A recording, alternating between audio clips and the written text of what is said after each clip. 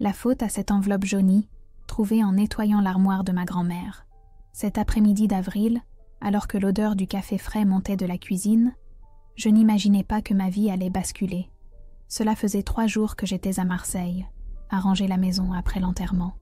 Depuis la fenêtre, les collines de la ville semblaient grises, comme si elles aussi portèrent le deuil. « Solène, tu veux encore du café ?» cria ma tante Isabelle d'en bas. « J'arrive !» répondis-je machinalement, tandis que mes doigts frôlèrent le papier usé. L'enveloppe n'avait pas d'expéditeur, juste un timbre de Paris et une date, 12 mai 1978. Ce qui m'arrêta fut le nom de la destinataire. Pour Hélène Durand, ma mère. Ma mère, morte 20 ans plus tôt, alors que j'avais à peine 5 ans. Cette mère dont je n'avais presque aucun souvenir, seulement des sensations. Son parfum de jasmin, ses mains toujours froides, sa voix chantant des airs de Barbara. Je regardais vers la porte fermée. Tante Isabelle était toujours dans la cuisine, préparant probablement ses beignets qui sentaient l'enfance.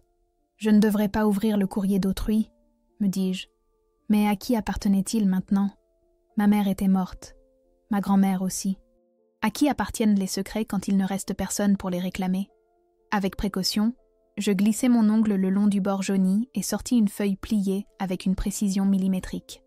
La calligraphie, serrée et nerveuse, fut difficile à déchiffrer au début. « Cher Loulou, je t'écris depuis mon exil car je ne peux plus me taire. Ta fille est vivante. Elle n'est pas morte dans l'attentat comme ils te l'ont fait croire. Ils la gardent à Paris, dans l'immeuble du 14 rue des Archives. Ces gens l'élèvent comme si c'était la leur. Je sais que c'est dangereux, mais tu as le droit de savoir. Ne me cherche pas. Prends soin de toi. Monsieur. » Le papier me glissa des mains. Un bourdonnement aigu envahit mes oreilles, tandis que les mots se répétaient dans ma tête. Ta fille est vivante. Quelle fille? Ma mère ne m'avait eu que moi, d'après tout ce qu'on m'avait raconté. Ou pas? Solène. La voix de ma tante me fit sursauter. Elle se tenait sur le seuil, une tasse fumante à la main. Ça ne va pas? On dirait que tu as vu un fantôme, ma belle. Ça va, mentis-je en cachant l'enveloppe derrière mon dos. C'est juste... la poussière. Beaucoup de poussière. Cette nuit-là, je ne pus dormir. La lettre reposait sous mon oreiller comme un secret vénéneux. Les pièces du puzzle ne s'assemblaient pas. Si ma mère avait eu une autre fille, où était-elle? Qui était-elle? Pourquoi personne ne m'en avait jamais parlé? Et surtout, pourquoi quelqu'un aurait-il fait croire à ma mère que sa fille n'était morte? Au lever du jour, ma décision était prise. Je prendrais le premier train pour Paris. J'avais besoin de réponses, et je savais exactement où commencer à chercher. 14 rue des Archives. La gare Saint-Charles grouillait de monde quand j'arrivais à 6 heures du matin. J'achetai un billet de TGV et envoyai un message à mon chef de la bibliothèque municipale. Urgence familiale. J'ai besoin de quelques jours. Ce n'était pas tout à fait un mensonge. Pendant les 3 heures de voyage, je me remémorais les quelques informations que j'avais sur ma mère. Hélène Durand, née à Marseille en 1956. Professeur d'histoire, jeune veuve. Mon père était mort dans un accident avant que je ne puisse m'en souvenir. C'est du moins ce qu'on m'avait toujours dit. Maintenant, tout vacillait. Quoi d'autre m'avait-on caché? Paris m'accueillit avec son air pollué et son ciel gris. Je pris le métro jusqu'à la station Hôtel de Ville et fis le reste du trajet à pied jusqu'à la rue des Archives. Le quartier avait cet air de dignité déchue. Des façades haussmanniennes écaillées, des enseignes aux néons clignotantes, des vendeurs à la sauvette proposant crêpes et marrons chauds. Le 14 rue des Archives s'avéra être un immeuble d'appartements de 4 étages, avec une façade couleur moutarde et des balcons en fer forgé. Je restais planté devant, sans savoir exactement quoi faire. La lettre datait de plus de 40 ans. Qui pouvait encore vivre ici? Et que dirais-je? Bonjour. Je crois que ma mère a eu une fille que tout le monde croyait morte, mais qui a été élevée dans cet immeuble. Ça sonnait comme de la folie. Vous cherchez quelqu'un? Une voix rauque me tira de mes pensées. C'était le concierge, un homme d'environ 70 ans, avec une moustache grisonnante et un uniforme vert foncé. Je cherche des informations sur une famille qui vivait ici dans les années 70, répondis-je en improvisant. L'homme me regarda avec méfiance. Ça fait 43 ans que je travaille ici, mademoiselle. Je connais tous ceux qui sont passés par cet immeuble. Mon cœur s'accéléra. Serait-ce aussi simple? Vous avez connu ceux qui vivaient ici en 1978 demandai-je, retenant mon souffle. Son regard s'assombrit. Pourquoi vous demandez? C'est une affaire de famille, répondis-je, hésitant sur la quantité d'informations à révéler. Je cherche des renseignements sur une petite fille qui aurait pu vivre ici à cette époque. L'homme jeta un regard des deux côtés de la rue, comme s'il craignait que quelqu'un nous entende. « Venez avec moi », dit-il finalement, et il me guida vers une petite loge sur le côté de l'immeuble. Une fois à l'intérieur, il ferma la porte et s'assit sur une chaise délabrée. L'endroit sentait le tabac froid et les vieux journaux. « Qui êtes-vous vraiment » demanda-t-il en me fixant. « Je m'appelle Solène Durand. Ma mère était Hélène Durand et... » Je déglutis. Je crois qu'elle a peut-être eu une autre fille que moi. Une fille supposément morte, mais qui, selon une lettre que j'ai trouvée, a été amenée à cette adresse. La couleur quitta son visage. « Martin » murmura-t-il. « Les Martins du 3e.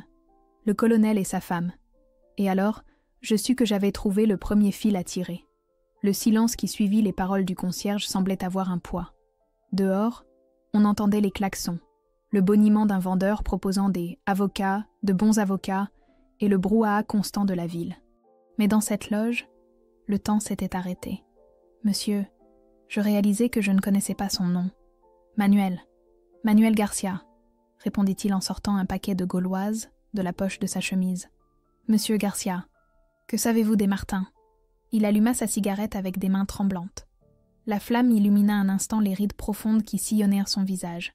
Le colonel Martin était un homme important à l'époque. De ceux qui n'avaient pas besoin d'uniforme pour qu'on sache qui commandait, dit-il en expirant un nuage de fumée. Il travaillait pour l'OAS. Vous savez ce que c'était, l'OAS, ma petite? Un frisson me parcourut le dos. N'importe quel Français connaissait ces 3 lettres. Organisation de l'armée secrète. Ceux qui semaient la terreur pendant la guerre d'Algérie. Oui, je sais. Sa femme, Madame Marguerite, ne pouvait pas avoir d'enfant. C'était un drame pour eux. Et puis, un jour de 1962, ils sont apparus avec un nourrisson, une petite fille de quelques mois. Ils ont dit que c'était leur nièce, qu'ils allaient l'élever parce que la sœur du colonel était morte dans un accident. Je retins ma respiration. Les dates coïncidaient avec les événements.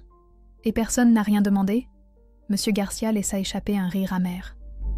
À cette époque, à un colonel de l'OAS, personne ne posait de questions, pour son propre bien. « Comment s'appelait la petite ?» demandai-je, sentant que j'approchais de quelque chose d'important. Ils l'ont appelée Véronique Martin. Je notais le nom sur mon téléphone avec des doigts tremblants. Vous savez ce qu'ils sont devenus? Les Martins? Monsieur Garcia écrasa sa cigarette dans un cendrier en fer blanc. Le colonel est mort, il y a une 10aine d'années. Un cancer, je crois. La dame est toujours en vie. Elle habite à Neuilly maintenant, dans une de ses grandes maisons. Et Véronique? Il marqua une pause. Elle est devenue avocate. Elle a un cabinet important. On la voit parfois à la télévision. Elle défend des cas de droits de l'homme. Ironie du sort. Mon esprit tournait à plein régime. Une avocate spécialiste des droits de l'homme, fille d'un membre de l'OAS, et possiblement ma sœur. Il faut que je la trouve. Soyez prudente, mademoiselle Solène, dit monsieur Garcia, avec un sérieux qui me glaça le sang. Il y a des secrets qu'il vaut mieux laisser enterrer. Je sortis de l'immeuble, la tête en ébullition. La journée avait avancé, et le soleil tombait sur Paris, donnant un éclat doré aux bâtiments du centre. Je m'assis sur un banc de la place des Vosges, essayant de mettre de l'ordre dans mes pensées. À quelques mètres, un groupe de retraités jouait aux échecs, et plus loin, des touristes prenaient des photos. Je pris mon téléphone et cherchai Véronique Martin, avocate Paris. Elle apparut immédiatement. Associée fondatrice de Martin & Associés, spécialisée dans les violations des droits de l'homme. Sa photo montrait une femme d'une 40aine d'années, cheveux châtain foncé, un visage sérieux mais aimable. Je cherchais en elle une trace de ma mère, un signe qui me dirait que nous partagions le même sang, mais je ne voyais qu'une inconnue. Son bureau était dans le 8e arrondissement. Sans réfléchir, je repris le métro. Martin & Associés occupait tout le 8e étage d'un immeuble moderne de l'avenue Hoche. Je respirais profondément avant de pousser la porte en verre. Une jeune réceptionniste m'accueillit avec un sourire professionnel. « Bonjour. En quoi puis-je vous aider ?»« Je dois voir maître Martin, » dis-je, en essayant de paraître plus sûr de moi que je ne l'étais. Avez-vous rendez-vous? Non, mais c'est une affaire personnelle. Dites-lui que je suis Solène Durand, la fille d'Hélène. La jeune femme me regarda avec curiosité, mais prit le téléphone et transmit mon message. Je vis son expression changer, tandis qu'elle écoutait la réponse à l'autre bout du fil. Maître Martin va vous recevoir dans 5 minutes. Vous pouvez vous asseoir. Ces 5 minutes furent une éternité. Je m'assis sur un canapé en cuir noir, feuilletant des magazines sans vraiment les voir, tandis que mon esprit construisait et détruisait des scénarios. Et si elle était vraiment ma sœur? Connaissait-elle la vérité sur ses origines? Ou avait-elle vécu toute sa vie en se croyant la fille d'un homme violent? Mademoiselle Durand, appela la réceptionniste, vous pouvez y aller. Dernière porte à droite. Le couloir me parut interminable. Quand j'arrivai enfin à la porte, j'hésitai une seconde avant de frapper. Entrez. La voix de l'autre côté était ferme, professionnelle. J'ouvris la porte et entrai. Véronique Martin se tenait près de son bureau, comme si elle ne pouvait s'autoriser le calme d'être assise pour cette rencontre. En personne, elle paraissait plus âgée que sur sa photo. Des cheveux blancs commençaient à poindre dans sa chevelure châtain et de fines rides entouraient de ses yeux. Elle portait un tailleur bleu marine impeccable et n'avait pour tout bijou qu'une montre discrète. Nous nous regardâmes en silence pendant quelques secondes, nous jaugeant mutuellement. « Solène Durand », dit-elle finalement, et ce n'était pas une question. « Véronique Martin », répondis-je, sur le même ton. « Pourquoi êtes-vous ici » demanda-t-elle en m'indiquant une chaise en face de son bureau, tandis qu'elle s'asseyait dans le sien. Je plongeai la main dans mon sac et en sortis la lettre.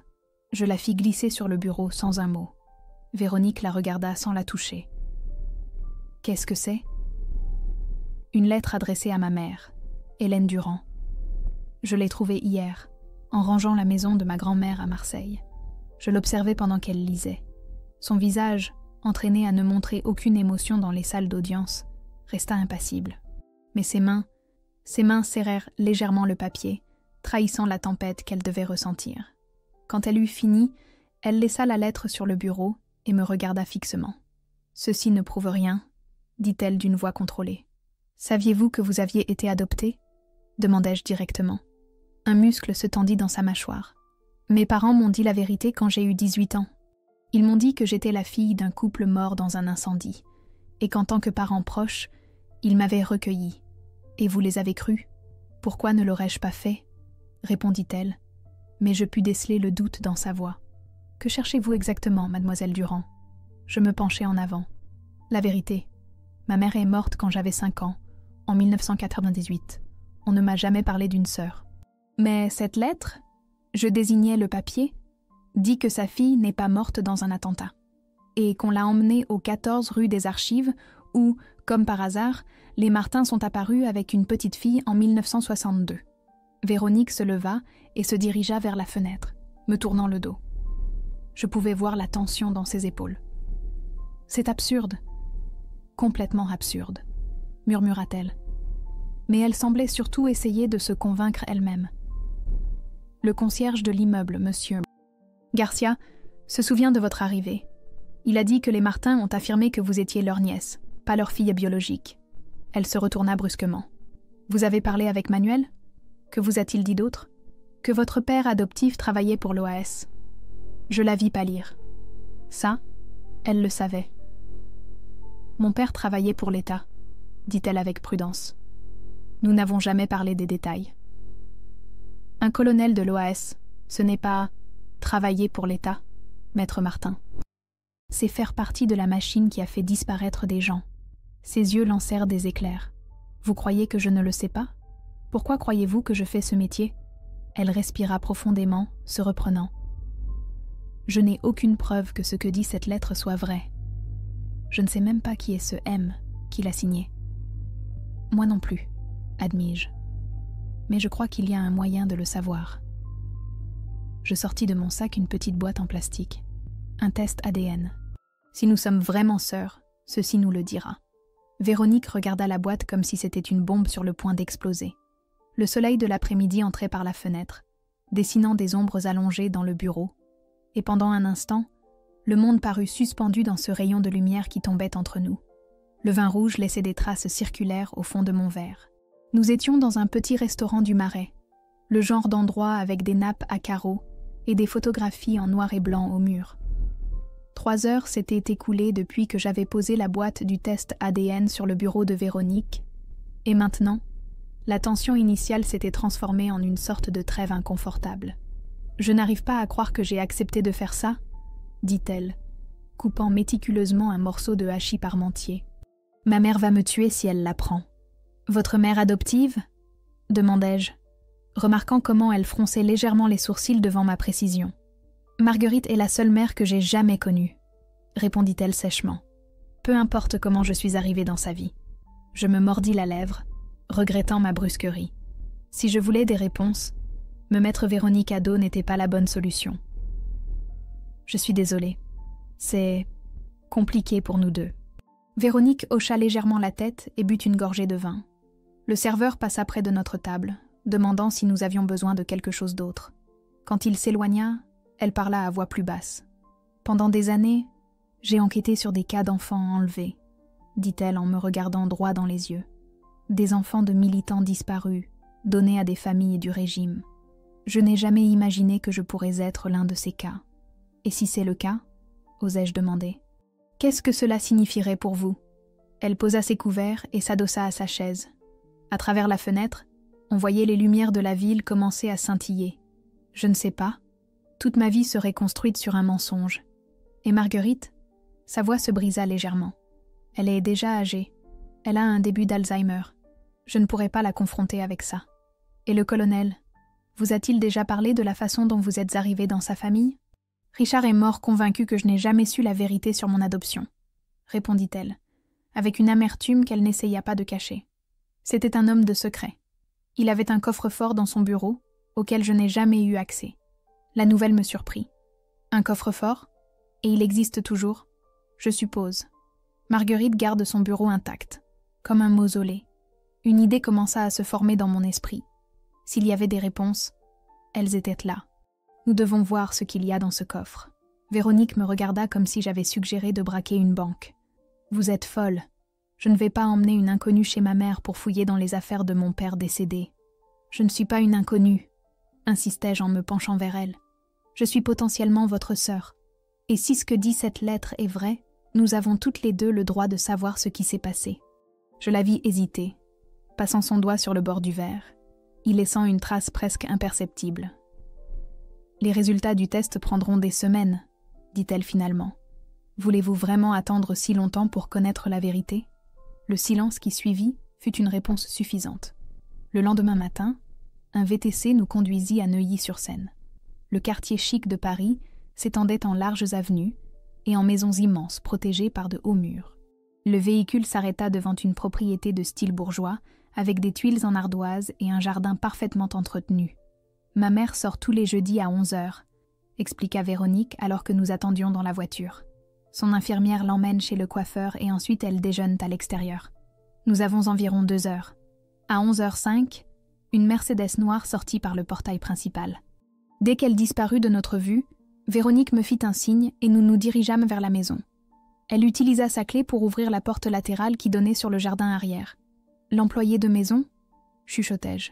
« Jour de congé le jeudi. C'est pour ça que j'ai choisi aujourd'hui. » L'intérieur de la maison semblait figé dans une autre époque. Meubles anciens, tapis persans, tableaux de chasse au mur. Véronique me guida à travers un couloir jusqu'à une porte en chêne foncé. « Le bureau de Richard », annonça-t-elle, s'arrêtant la main sur la poignée.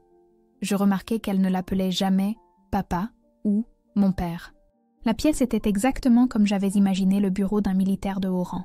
Sobre, masculine, avec un grand drapeau français dans un coin et des photographies encadrées où l'on voyait un homme au visage sévère aux côtés de figures que je reconnus vaguement comme des hiérarques de l'époque. « Le coffre est derrière ce tableau », dit Véronique en désignant un portrait à l'huile du colonel lui-même. « Tu connais la combinaison ? » ?»« Non, mais j'ai quelques idées. » Pendant les 20 minutes qui suivirent, Véronique essaya plusieurs dates. Son anniversaire, celui de Marguerite, leur anniversaire de mariage. Des dates importantes liées à la guerre d'Algérie. Rien ne fonctionna. « C'est inutile, » dit-elle, frustrée. « Nous ne l'ouvrirons jamais. » Je m'approchai du bureau, observant les objets disposés avec une précision militaire. Un coupe-papier en forme de sabre, une horloge de bureau, un presse-papier en bronze. Et une petite photographie, presque cachée, de Véronique enfant. « Quand cette photo a-t-elle été prise ?» demandai-je en la prenant. Véronique la regarda avec surprise, comme si elle ne l'avait jamais remarqué. Je crois que c'était pour mon 5e anniversaire. Décembre 1967. Essayons cette date. Véronique tourna la molette. 05 12 67. Le coffre émit un clic et s'ouvrit. Nous nous regardâmes, perplexes un instant. « Il vous adorait », murmurai-je, à sa manière. Véronique ne répondit pas. Les mains tremblantes, elle commença à sortir le contenu du coffre. Des documents, des photographies, un petit carnet noir et une enveloppe scellée avec l'inscription « Pour Véronique » dans une écriture ferme et anguleuse. « C'est son écriture » chuchota-t-elle, tenant l'enveloppe comme si elle pouvait lui brûler les doigts. « Je ne l'avais jamais vue. Ouvre-la » l'encourageai-je.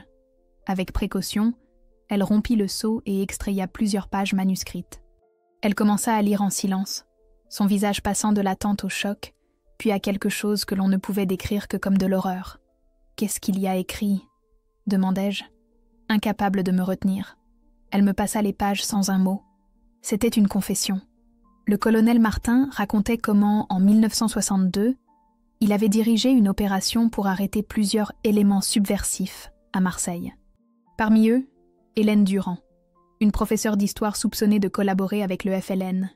La femme avait une fille de quelques mois à peine, écrivait-il. Selon la procédure, nous aurions dû confier l'enfant aux services sociaux. Mais Marguerite me suppliait d'avoir un bébé depuis des années. Elle n'a jamais pu avoir d'enfant, et l'adoption légale était compliquée pour quelqu'un dans ma position. J'ai pris une décision qui me poursuivra le reste de ma vie. J'ai pris la petite. J'ai fait en sorte que l'on informe la famille que le bébé était mort dans un attentat avec sa mère. Mais je n'ai pas eu le courage d'éliminer Hélène Durand. Je l'ai laissée partir, à condition qu'elle ne revienne jamais en France. Elle a accepté, anéantie par la mort supposée de sa fille. Je n'ai jamais su ce qu'elle était devenue ensuite. La lettre continuait, détaillant comment ils avaient falsifié des documents pour faire croire que Véronique était leur nièce orpheline. Comment ils l'avaient élevée comme leur propre fille, lui donnant tout ce que l'argent pouvait acheter. Et comment, chaque nuit, le remords le consumait. Si tu lis ceci, Véronique, c'est que je ne suis plus là, et le moment est venu pour toi de connaître la vérité sur tes origines. Ton vrai nom était Marie-Laure Durand. Tu es née le 10 février 1962 à Marseille. Je ne sais pas si ta mère biologique est encore en vie, ni si tu as d'autres membres de ta famille. Mais tu as le droit de le savoir. Ce fut mon seul acte de lâcheté, et mon plus grand crime. Je n'attends pas ton pardon. Je terminai ma lecture, les larmes aux yeux. Véronique était immobile, le regard perdu dans un point indéfini de la pièce. « Marie-Laure », murmura-t-elle finalement. Mon nom était Marie-Laure. Ma mère me racontait des histoires sur une petite sœur qui était partie au ciel. Dis-je, me souvenant soudainement. Elle l'appelait Lala. J'ai toujours pensé que c'était un conte pour me consoler d'être fille unique. Véronique ? Non, Marie-Laure, me regarda alors. Ses yeux, si semblables aux miens, étaient remplis d'un mélange de rage et de douleur. « Qu'est-ce qu'on fait maintenant ?» demanda-t-elle d'une voix brisée. Je sortis de ma poche la seule photographie que je conservais de ma mère. Je la lui tendis en silence. Je la vis étudier ce visage, si semblable au sien, avec un mélange de désir et de désespoir. « Maintenant, » répondis-je en lui prenant la main, « nous allons découvrir le reste de la vérité. » Le soleil commençait à décliner sur Paris, teintant d'orange les toits de la ville. Et dans ce bureau, entouré des fantômes du passé, deux sœurs séparées par l'histoire de France commençaient à reconstruire les morceaux brisés de leur identité. Le ventilateur de plafond tournait paresseusement, remuant l'air chaud du petit bureau dans le centre de Paris. 2 jours s'étaient écoulés depuis notre découverte dans la maison de Neuilly, et nous étions maintenant face à un bureau encombré de dossiers jaunis et d'archives poussiéreuses. « C'est tout ce que nous avons sur les exilés de cette période », expliqua Robert Allard, un homme d'une 60aine d'années, avec une barbe poivre et sel, et des lunettes à monture épaisse. Près de 4000 noms catalogués par des associations de défense des droits de l'homme. Si votre mère a quitté le pays entre 1961 et 1990, elle devrait être ici. Robert était un vieil ami de Véronique, un ancien prêtre ouvrier qui avait consacré des décennies à documenter les exactions commises pendant et après la guerre d'Algérie. Son bureau, situé dans un immeuble discret près de l'hôtel de ville, servait d'archive non officielle de la mémoire historique française. Durand, Hélène, murmura-t-il, faisant glisser son doigt sur une liste dactylographiée. La voilà. A quitté le pays en mai 1962. Destination initiale, la Suisse. Ensuite, il y a des traces de son passage en Italie, et finalement en Espagne. Mon cœur fit un bond. C'était réel. La lettre du colonel Martin disait la vérité. Ma mère avait survécu, elle s'était échappée. « Y a-t-il des coordonnées ?» demanda Véronique, se penchant sur le papier comme si elle pouvait en extraire plus d'informations par la seule force de sa volonté. « Seulement ça ?» dit Robert en désignant une note en marge. « Une adresse à Barcelone, enregistrée en 1986. Cal Mallorca, 218. Et un nom, Élise Vincent, probablement sa fausse identité. Près de 40 ans ont passé, dis-je, ressentant un mélange d'espoir et de crainte. Croyez-vous qu'elle y serait encore ? C'est peu probable, répondit Robert avec sincérité. Mais ça pourrait être un point de départ. Après les amnisties, beaucoup d'exilés sont revenus en France. D'autres sont restés là où ils avaient reconstruit leur vie. Véronique sortit son téléphone et prit une photo du document. « J'ai un confrère à Barcelone qui pourrait nous aider, » dit-elle. « Un avocat qui a travaillé sur des cas d'exilés. Si quelqu'un peut retrouver cette personne, c'est bien lui. » En sortant du bureau, l'air de Paris me frappa avec son mélange de pollution et de chaleur. Nous marchâmes en silence jusqu'au jardin du Luxembourg, où nous nous assîmes sur un banc sous un arbre. Au loin, des couples se promenaient et des enfants couraient après les pigeons. « Et si elle est morte ?» demandai-je finalement, donnant voix à la crainte qui me hantait depuis que nous avions lu la confession du colonel. Véronique regarda vers l'horizon, où les immeubles de verre reflétaient le ciel bleu. « Au moins, nous saurons ce qui s'est passé. C'est mieux que cette incertitude. » « Qu'allez-vous faire avec Marguerite ?» demandai-je, changeant de sujet. Son visage s'assombrit. « Je ne sais pas. Une partie de moi veut la confronter, exiger des réponses. Mais une autre partie, sa voix se cassa.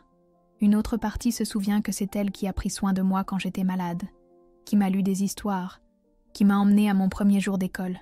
Les résultats du test ADN arriveront dans quelques jours, lui rappelai-je, même si nous savons déjà ce qu'ils diront.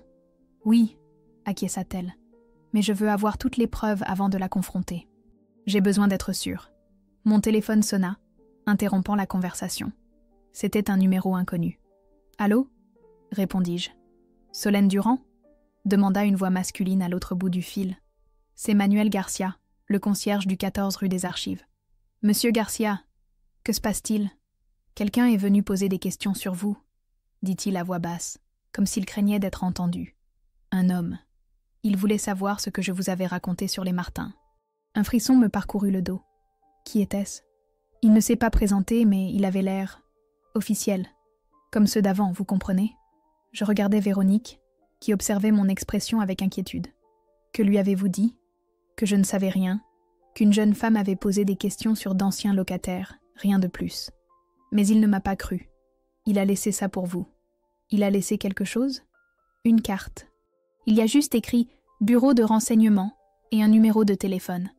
Je sentis le sol se dérober sous mes pieds. La guerre était terminée depuis des décennies, mais ces réseaux étaient toujours actifs, ces secrets protégés. Monsieur Garcia, écoutez-moi bien. Ne parlez pas à cet homme s'il revient.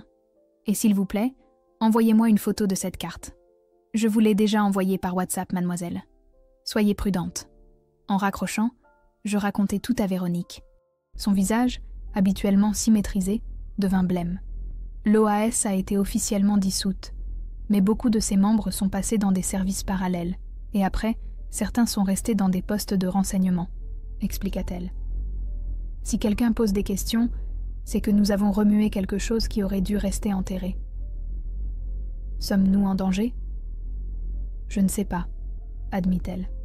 Mais nous ne pouvons plus continuer à agir si ouvertement.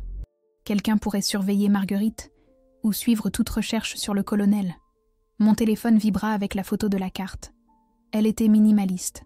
Juste un sigle, les mots « Bureau de renseignement » et un numéro. Je vais appeler, décidai-je. Non. Véronique m'arracha le téléphone. Il pourrait tracer l'appel. Nous devons être plus intelligentes. Un groupe d'étudiants passe après de nous, riant et parlant fort d'un examen. La normalité de leur vie contrastait avec le sentiment de conspiration qui nous enveloppait maintenant. « Je connais quelqu'un qui peut nous aider », dit Véronique après un moment. « Un ancien client. Il a travaillé pour le renseignement il y a quelques années. Si quelqu'un peut nous dire ce que cela signifie, c'est lui. » Cet après-midi-là, nous rencontrâmes Charles Fournier dans un café près du canal Saint-Martin. C'était un homme d'apparence banale, le genre de personne qui passerait inaperçu dans n'importe quelle foule. Âge mûr, cheveux courts, vêtements simples. Rien en lui ne suggérait qu'il avait été agent secret. « Ce numéro ne correspond à aucun bureau officiel », dit-il après avoir examiné la photo. « C'est une ligne privée, probablement celle d'un ancien agent qui travaille maintenant à son compte. Pourquoi nous chercherait-il » demandai-je. Charles nous regarda toutes les deux avec une expression grave. Le colonel Martin n'était pas n'importe quel agent. Il avait des informations sur des opérations qui n'ont jamais été révélées, sur des personnes puissantes qui sont toujours actives en politique, dans les affaires, dans l'armée. Si vous remuez son passé, nous cherchons notre mère, l'interrompit Véronique. Ces secrets opérationnels ne nous intéressent pas. Pour eux, tout est lié, répondit Charles. Si vous trouvez Hélène Durand, qu'est-ce qui vous empêcherait de dénoncer ce qu'ils lui ont fait? Combien d'autres affaires pourraient sortir si cette porte s'ouvre? Un silence lourd tomba sur notre table. La serveuse s'approcha pour demander si nous voulions autre chose, mais nous fîmes tous les trois non de la tête. « Que nous recommandes-tu » demanda finalement Véronique. « Arrêtez de chercher en France » répondit Charles sans hésiter. « Concentrez vos recherches sur l'Espagne. Et ne retournez pas à la maison de Neuilly. Il est probable qu'elle soit surveillée. » Quand nous sortîmes du café, le soleil commençait à se coucher, teintant le ciel de Paris de tons orangés. Véronique héla un taxi. « Je vais à mon appartement pour contacter mon confrère à Barcelone, » dit-elle. « Je t'appelle demain matin. »« Fais attention, » lui demandai-je, ressentant une inquiétude qui dépassait la raison. Elle sourit légèrement. « Ça fait des années que j'affronte ceux qui veulent cacher la vérité. Je ne vais pas avoir peur maintenant. » Le taxi s'éloigna, me laissant seule sur le trottoir. Je décidai de marcher un peu avant de rentrer à l'hôtel. J'avais besoin d'ordonner mes pensées, de digérer tout ce que j'avais découvert en à peine 3 jours vertigineux.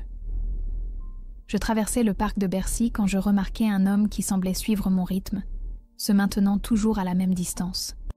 Je m'arrêtai devant une vitrine pour vérifier mon soupçon. Effectivement, il s'arrêta aussi, faisant semblant de regarder son téléphone. Mon pouls s'accéléra. Je repris ma marche, cette fois en changeant brusquement de direction. L'homme ajusta son parcours. Il n'y avait aucun doute. Il me suivait. Le cœur battant la chamade, j'entrai dans la station de métro court Saint-Émilion. L'heure de pointe avait commencé, et une marée humaine remplissait les quais. Je me mêlai à la foule, profitant de ma petite taille pour me perdre parmi les gens. Quand le train arriva, j'attendis jusqu'à la dernière seconde pour monter, juste au moment où les portes se fermaient. L'homme resta de l'autre côté, son visage un masque de frustration tandis que les portes se refermaient entre nous. Nos regards se croisèrent en un instant, et ce que je vis dans ses yeux me glaça le sang. Ce n'était pas de la colère, mais de la détermination. Le genre de regard qui dit « je te retrouverai ». Tandis que le métro s'éloignait, je sortis mon téléphone avec des mains tremblantes et appelai Véronique. Je tombai directement sur sa messagerie. « Véronique, on me suit », chuchotai-je, essayant de ne pas attirer l'attention des autres passagers. « Je crois que nous sommes en danger. Appelle-moi dès que tu peux. » En raccrochant, je regardais le plan du réseau de métro. Je ne pouvais pas retourner à l'hôtel. Ce serait le premier endroit où il me chercherait. J'avais besoin d'un plan, d'un endroit sûr. Et alors, je me souvins de quelque chose que j'avais vu dans la confession du colonel Martin. Un détail auquel je n'avais pas prêté attention à ce moment-là, mais qui maintenant semblait un signe. Tu es né le 10 février 1962 à Marseille. Marseille, l'endroit où tout avait commencé. Où ma mère avait été arrêtée, où Véronique, Marie-Laure, était née. Je pris une décision. Je changeai de ligne à Châtelet et me dirigeai vers la gare de Lyon. J'allais acheter un billet pour le prochain TGV pour Marseille. Si nous voulions trouver des réponses, peut-être devions-nous commencer par le commencement. Le TGV filait à travers la campagne, tandis que le soleil se couchait, transformant le ciel en une toile orange et violette. J'étais descendue du métro à la gare de Lyon et avais acheté un billet pour le premier TGV disponible pour Marseille, payant en espèces pour ne pas laisser de traces électroniques. Pendant tout le trajet, je gardais un œil vigilant sur les autres passagers, mais aucun ne semblait me prêter attention. Marseille m'accueillit avec son air salin et ses rues escarpées. La cité phocéenne se déployait devant moi comme un amphithéâtre multicolore, avec des maisons peintes dans des tons vifs qui s'accrochaient aux collines comme pour défier la gravité. C'était mon lieu d'origine, la ville où j'avais grandi, bien que je la voie maintenant avec d'autres yeux. Sans réfléchir, je pris un taxi jusqu'à la maison de ma grand-mère dans le quartier du Panier. La propriété était toujours à mon nom, bien qu'elle soit vide depuis mon départ pour Paris. Tandis que nous montions par les ruelles étroites, passant devant des fresques colorées et des escaliers interminables, je repassais mentalement ce que je savais. Ma mère, Hélène Durand, avait été arrêtée ici en 1962. Elle avait un bébé, Marie-Laure, maintenant Véronique, qui lui fut arrachée et confiée à la famille Martin. Puis on l'a forcée à s'exiler, en lui faisant croire que sa fille était morte. Des années plus tard, elle est revenue en France, a eu une autre fille, moi, et est morte alors que j'avais à peine 5 ans. Que s'était-il passé entre son retour et sa mort? Pourquoi n'avait-elle jamais parlé de son passé, de son autre fille? Et qui était ce mystérieux M qui avait signé la lettre révélant que Marie-Laure était toujours en vie? Le chauffeur de taxi s'arrêta devant la maison de ma grand-mère, une construction en bois peinte en bleu, avec des fenêtres blanches. Je payai et attendis qu'il parte avant de m'approcher. La rue était déserte, à peine éclairée par d'anciens lampadaires qui projetaient des ombres dansantes sur le pavé. Avec précaution, je sortis la clé et ouvris la porte. L'intérieur était exactement comme je l'avais laissé. Des cartons à moitié remplis, des meubles recouverts de draps, une odeur de renfermé et de vieux livres. J'allumai la lumière et vérifiai que le téléphone fixe fonctionnait toujours. Puis, je vérifiai les fenêtres et fermai tous les rideaux. Mon téléphone sonna, me faisant sursauter. C'était Véronique. « Où es-tu » demanda-t-elle sans préambule, sa voix tendue. « À Marseille, dans la maison de ma grand-mère. On t'a suivi ? Je ne crois pas. J'ai été prudente. » Un soupir de soulagement à l'autre bout de la ligne. « Écoute, j'ai fait des recherches. Mon contact à Barcelone a réussi à localiser l'adresse de la Calais Mallorca. L'immeuble est toujours debout. Mais évidemment, 40 ans ont passé. Cependant, il a trouvé quelque chose d'intéressant.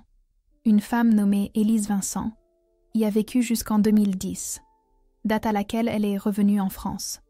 Mon cœur fit un bond. En France ? Tu veux dire que ma mère pourrait être en vie ? Je ne sais pas, répondit-elle avec prudence. Les informations sont confuses. Mais il y a des registres d'une Élise Vincent qui a acheté une propriété à Marseille en 2010, sur la colline de Vauban. J'ai besoin de cette adresse, dis-je, en ouvrant un tiroir du bureau de ma grand-mère à la recherche de papier et d'un crayon. Véronique me la dicta. 174 impasse des Doliums, Vauban. Tu veux que je vienne à Marseille ? Demanda-t-elle. J'hésitai. Une partie de moi voulait l'avoir à mes côtés pour affronter ce que nous trouverions, mais une autre partie craignait pour sa sécurité. Mieux vaut ne pas. Si quelqu'un surveille ton appartement, ils remarqueront ton absence. De plus, il faut que quelqu'un maintienne la communication avec Barcelone. Sois prudente, Solène. Sa voix s'adoucit. Nous ne savons pas dans quoi nous nous sommes engagés. Après avoir raccroché, je me préparais à sortir. Il était presque minuit, mais je ne pouvais pas attendre jusqu'au matin. S'il existait une possibilité que ma mère soit en vie, à quelques kilomètres de distance, je devais le savoir maintenant. Je pris un bus pour descendre en centre-ville, puis un taxi pour monter à Vauban. Le chauffeur, un homme âgé au visage buriné par le soleil, me regarda avec curiosité. « L'impasse des Doliums à cette heure-ci, mademoiselle, vous êtes sûre ?»« Oui, » répondis-je fermement. « C'est urgent. » Le taxi monta par des rues de plus en plus étroites, à peine éclairées. La brume commençait à envelopper la ville, estompant les lumières du port jusqu'à les transformer en petites étoiles diffuses. « C'est ici !» dit-il finalement, s'arrêtant devant une petite maison, à la façade jaune avec une porte en bois bleu. Je payai et attendis que le taxi s'éloigne. La rue était déserte, enveloppée dans cette quiétude spéciale qui n'existe qu'aux premières heures du jour. Le cœur battant dans mes oreilles, je m'approchai de la porte, et après un moment d'hésitation, je frappai doucement. Rien. Je frappai de nouveau, cette fois plus fort. Soudain, une lumière s'alluma à l'intérieur et j'entendis des pas s'approcher. La porte s'entr'ouvrit de quelques centimètres, juste assez pour révéler une partie d'un visage. Une femme âgée, les cheveux gris coiffés en une tresse décoiffée, et des yeux sombres qui m'étudièrent avec surprise. « Oui ?» demanda-t-elle d'une voix rauque, comme si elle ne l'avait pas utilisée depuis longtemps. « Élise Vincent ?» demandai-je, sentant l'air s'épaissir dans mes poumons. La femme fronça les sourcils. « Qui demande ? Je m'appelle Solène Durand, dis-je, et je vis ses yeux s'agrandir. Je cherche ma mère, Hélène Durand. » La porte se referma brusquement. Un instant, je pensais qu'elle allait me laisser là, mais j'entendis alors le bruit d'un verrou qu'on ouvrait. La porte s'ouvrit complètement. « Entrez vite !» dit la femme, regardant des deux côtés de la rue comme si elle craignait d'être observée. L'intérieur de la maison était austère mais accueillant. Des meubles en bois, des murs blancs avec quelques photographies en noir et blanc, un canapé usé recouvert d'une couverture tricotée. La femme me guida jusqu'à une petite cuisine où une bouilloire sifflait sur la cuisinière. « Asseyez-vous » indiqua-t-elle, en désignant une chaise près de la table. J'obéis, l'observant tandis qu'elle éteignait le feu et servait du thé dans 2 tasses en céramique. Ses mains, ridées et tachées par l'âge, tremblèrent légèrement. « Êtes-vous Élise Vincent ?» insistai-je. Elle posa les tasses sur la table et s'assit en face de moi. « Ce nom n'existe plus » répondit-elle, en me regardant droit dans les yeux. « Il y a des années que je suis redevenue Martine Dubois. Connaissez-vous Hélène Durand ?» La femme but une gorgée de thé avant de répondre. Je l'ai connue.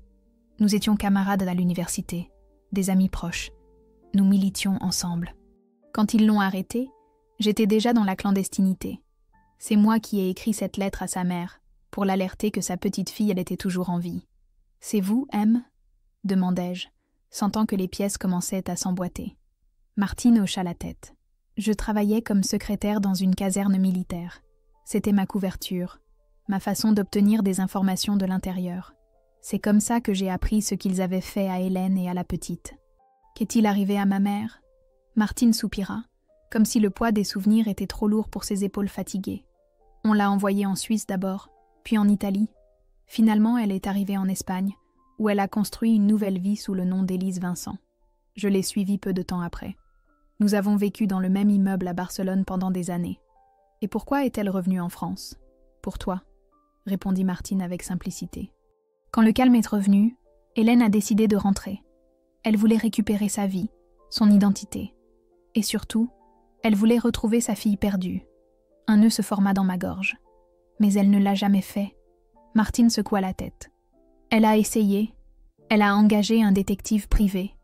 Mais à cette époque, beaucoup d'archives avaient été détruites et celles qui restaient étaient protégées par un pacte de silence. L'adoption de la petite apparaissait comme légale dans tous les documents et le colonel Martin était intouchable. Pourquoi ne m'a-t-elle jamais rien dit ? Pourquoi ne m'a-t-elle jamais parlé de ma sœur ? Les yeux de Martine s'emplirent de larmes. Parce que ça lui a brisé le cœur, Solène.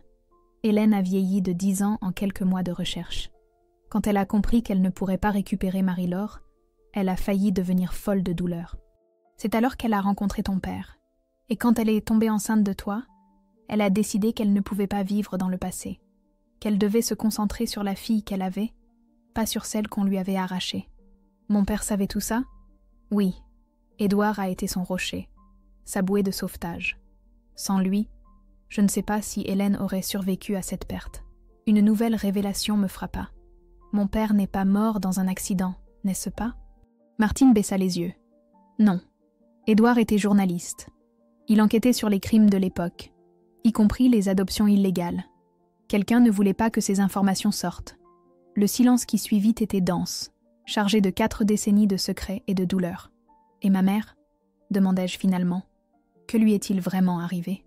Un cancer, répondit Martine, et pour la première fois, je vis de la sincérité dans ses yeux. Ça, ce n'était pas un mensonge. Mais ce que personne ne t'a raconté, c'est qu'elle s'est laissée mourir. Après avoir perdu Édouard, elle a simplement perdu l'envie de se battre.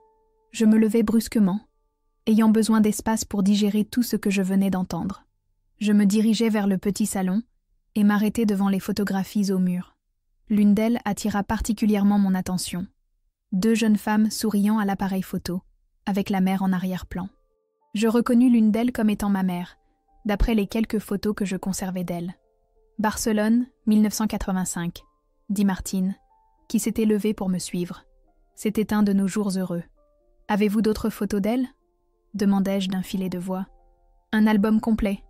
Et autre chose. » Martine disparut dans une pièce voisine et revint avec une boîte en bois sculptée.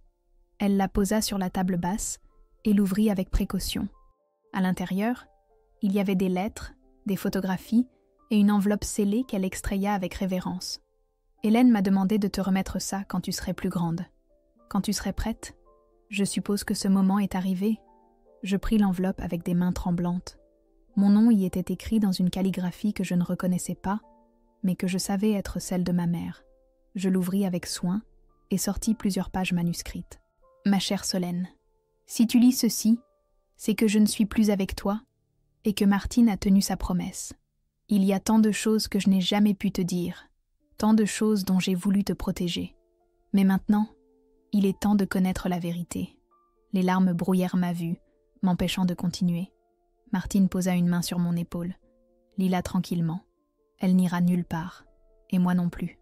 J'acquiesai, séchant mes larmes du revers de la main. « Il y a autre chose que tu dois savoir, » continua Martine d'une voix grave. « Si tu as trouvé cette maison, si tu as relié tous ces points, il est probable qu'ils le fassent aussi. Je ne sais pas qui ils sont exactement, mais il y a quelques jours, un homme est venu poser des questions sur Élise Vincent. » « Un homme ? Comment était-il ? » Je ne l'ai pas bien vu. Il est resté dans l'ombre, parlant depuis le trottoir. Mais il a mentionné le colonel Martin. Je sentis un frisson. « Que lui avez-vous dit ? » Qu'Élise Vincent était morte il y a des années. Il n'a pas semblé me croire. Un bruit à l'extérieur nous fit sursauter toutes les deux. Des pas sur le trottoir, puis le silence. Martine éteignit la lumière du salon et jeta un coup d'œil prudent par une fente du rideau. « Il y a une voiture garée au bout de la rue. » chuchota-t-elle. Elle ne devrait pas être là à cette heure. Mon téléphone vibra. Un message de Véronique. Ils sont entrés dans mon appartement. Je me suis cachée à temps. Ce n'est plus sûr ici. J'arrive. Le passé que nous avions déterré était vivant. Et il venait pour nous. Nous devons partir, chuchotai-je, en montrant le message à Martine. Elle hocha la tête, se déplaçant avec une agilité surprenante pour son âge.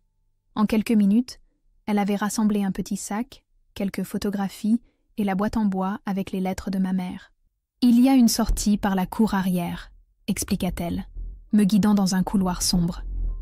Elle donne sur une ruelle qui rejoint le cours Pierre-Puget. De là, nous pourrons descendre par les escaliers vers le centre.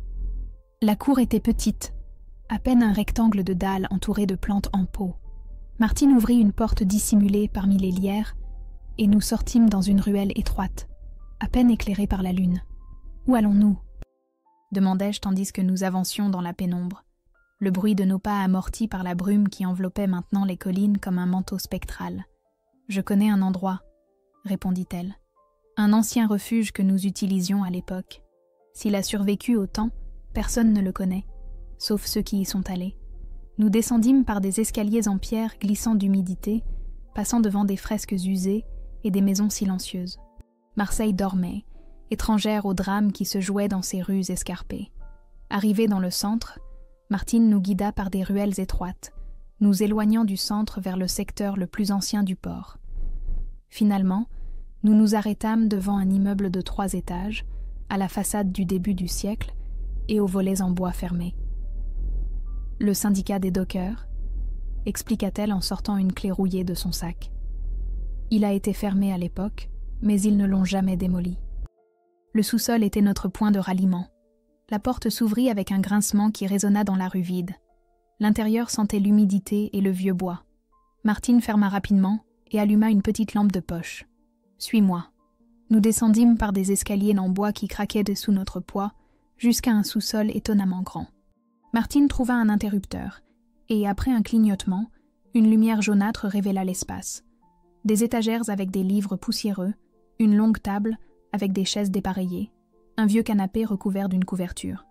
Personne n'est venu ici depuis des années, dis-je, en remarquant les toiles d'araignée dans les coins.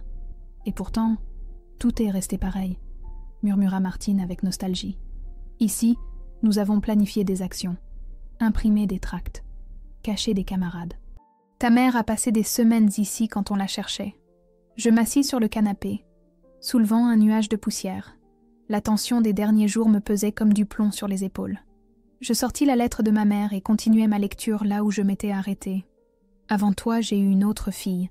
Elle s'appelait Marie-Laure, et on me l'a arrachée alors qu'elle avait à peine 3 mois. On m'a dit qu'elle était morte dans un attentat. Mais des années plus tard, j'ai appris la vérité. Elle avait été donnée à une famille liée au régime. J'ai essayé de la retrouver, de remuer ciel et terre, mais c'était comme chercher une goutte d'eau dans l'océan. Les responsables avaient bien couvert leurs traces. Quand tu es né, j'ai juré de te protéger de cette obscurité. Ton père et moi avons décidé de ne pas te parler de ta sœur, non par honte, ou pour vouloir l'oublier, mais pour que tu puisses grandir sans le poids de cette tragédie. C'était peut-être une erreur. Peut-être méritais-tu de savoir la vérité depuis le début. Si un jour tu retrouves Marie-Laure, dis-lui qu'il ne s'est pas passé un seul jour sans que je pense à elle, que je l'ai cherchée jusqu'à ce que mes forces s'épuisent, que son absence a été une blessure qui ne s'est jamais refermée. Et à toi, ma Solène, ma lumière dans l'obscurité, je veux te demander pardon pour les secrets, pour les demi-vérités.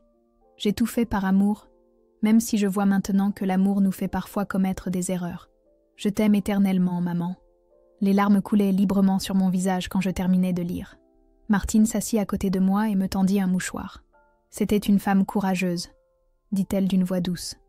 Jusqu'au bout. Mon téléphone sonna. C'était Véronique. Je suis à Marseille, dit-elle sans préambule. À la gare routière. Où êtes-vous ? Je lui donnai les indications pour arriver au syndicat, l'avertissant d'être prudente. Pendant que nous attendions, Martine prépara un thé avec un réchaud électrique qui fonctionnait miraculeusement encore et me montra d'autres photographies de ma mère, à Barcelone, dans des manifestations pour les droits de l'homme, tenant dans ses bras un bébé qui devait être moi. Une demi-heure plus tard, de légers coups à la porte annoncèrent l'arrivée de Véronique. Quand elle entra, Martine la regarda comme si elle avait vu un fantôme. « Mon Dieu !» chuchota-t-elle. « Tu es son portrait craché. » Véronique resta immobile, étudiant la femme âgée. « Vous avez connu ma mère ? Ma mère biologique ? Nous étions comme des sœurs, » répondit Martine en s'approchant lentement. « J'ai des photos, si tu veux les voir. » Nous nous assîmes toutes les trois autour de la table, passant les photographies, reconstruisant l'histoire d'Hélène Durand à travers des images figées dans le temps. Véronique touchait chaque photo avec révérence, comme si elle pouvait absorber les souvenirs à travers ses doigts. « Je dois vous raconter quelque chose, » dit-elle finalement, en posant une photo sur la table. « Avant de venir, j'ai parlé à Marguerite. Je me redressai, surprise. Tu l'as confrontée ? Pas exactement. Je suis allée la voir parce que je craignais qu'elle soit en danger. Celui qui est entré dans mon appartement aurait pu s'en prendre à elle aussi. Et que s'est-il passé ? Demanda Martine. Véronique respira profondément. Elle m'attendait, comme si elle savait que j'allais venir. La première chose qu'elle a dite, c'est « Tu sais, n'est-ce pas ?» Elle n'a pas essayé de nier. Elle m'a raconté que Richard lui avait avoué la vérité peu avant de mourir, qu'elle avait toujours soupçonné que mon adoption n'avait pas été conventionnelle. T'a-t-elle dit qui est derrière tout ça ? Qui nous suit ? Demandai-je. Selon elle, c'est un ancien collègue de Richard, un certain Victor Magnan, qui dirige maintenant une agence de sécurité privée. Apparemment, mon père adoptif gardait des documents compromettants sur des opérations de l'époque. Une sorte d'assurance, au cas où on le trahirait un jour. « Et où sont ces documents ?» demanda Martine avec urgence. C'est là le problème. Marguerite dit qu'elle ne le sait pas, que Richard ne le lui a jamais dit. Mais elle pense que je pourrais le savoir, même inconsciemment. « Qu'est-ce qu'elle veut dire ?» demandai-je, confuse. Quand j'avais une dizaine d'années, Richard m'a emmenée dans une banque du centre-ville. Il m'a montré un coffre-fort et m'a fait mémoriser un code. Il m'a dit que c'était un jeu, que c'était notre secret. Il n'en a jamais reparlé, et j'ai fini par l'oublier. Martine se leva, agitée. Si ces documents contiennent des informations sur des opérations illégales, sur des adoptions forcées comme la tienne, ils pourraient incriminer des gens qui occupent aujourd'hui des postes de pouvoir. Et c'est pour ça qu'ils nous cherchent, conclus-je. Ce n'est pas seulement pour nous, C'est pour ce que nous pourrions découvrir. Un bruit à l'étage supérieur nous fit sursauter. Des pas lents, méthodiques. « Éteins la lumière », chuchota Martine. Nous restâmes dans l'obscurité, retenant notre respiration. Les pas s'approchèrent de l'escalier menant au sous-sol. « Y a-t-il une autre sortie » chuchota Véronique. « Une trappe qui donne sur l'entrepôt voisin », répondit Martine. On l'utilisait pour les urgences. Avec précaution, nous nous déplaçâmes vers le fond du sous-sol. Martine souleva un tapis poussiéreux, révélant une porte dans le sol. Elle l'ouvrit sans faire de bruit et nous indiqua de descendre. Le tunnel était étroit et bas, nous obligeant à avancer presque à 4 pattes. L'air était dense, avec une odeur de terre humide et d'années de renfermé. Après ce qui parut une éternité, nous arrivâmes à une autre trappe. Martine la poussa et nous émergeâmes dans ce qui semblait être un entrepôt abandonné, avec des caisses empilées et des machines rouillées. « Où sommes-nous » demanda Véronique, en secouant la poussière de ses vêtements. « Ancien dépôt portuaire », répondit Martine. « Il doit être abandonné depuis la privatisation du port. » Nous trouvâmes une porte latérale qui donnait sur une ruelle déserte. La lumière grisâtre de l'aube commençait à dessiner les contours des bâtiments. Au fond, la mer s'étendait comme une plaque de plomb sous un ciel qui promettait de la pluie. « Et maintenant » demandai-je, sentant l'épuisement d'une nuit sans sommeil. « Nous devons récupérer ces documents », dit Véronique avec détermination. « C'est le seul moyen d'arrêter tout ça. »« Tu te souviens de la banque ? Du code ?» demanda Martine. « La banque, oui. Le Crédit Lyonnais, agence du Vieux-Port. Le code. » Elle ferma les yeux, se concentrant. Richard me l'a fait mémoriser comme une chanson. 10, 02, 62. Je restais immobile, sentant le monde s'arrêter autour de moi. 10 février 1962, murmurai-je. Ta date de naissance. Véronique me regarda, la compréhension illuminant son visage. La date où tout a commencé. La banque ouvrirait dans quelques heures. Nous décidâmes d'attendre dans un café voisin, un de ceux qui ouvrent tôt pour les dockers. Nous commandâmes du café et des croissants, plus pour justifier notre présence que par faim. Quand nous aurons les documents, qu'est-ce qu'on en fera ? Demandai-je en regardant par la fenêtre embuée. La pluie avait commencé, fine et persistante. Il y a un journaliste, répondit Martine. Quelqu'un de confiance. Il enquête sur ces crimes depuis des années.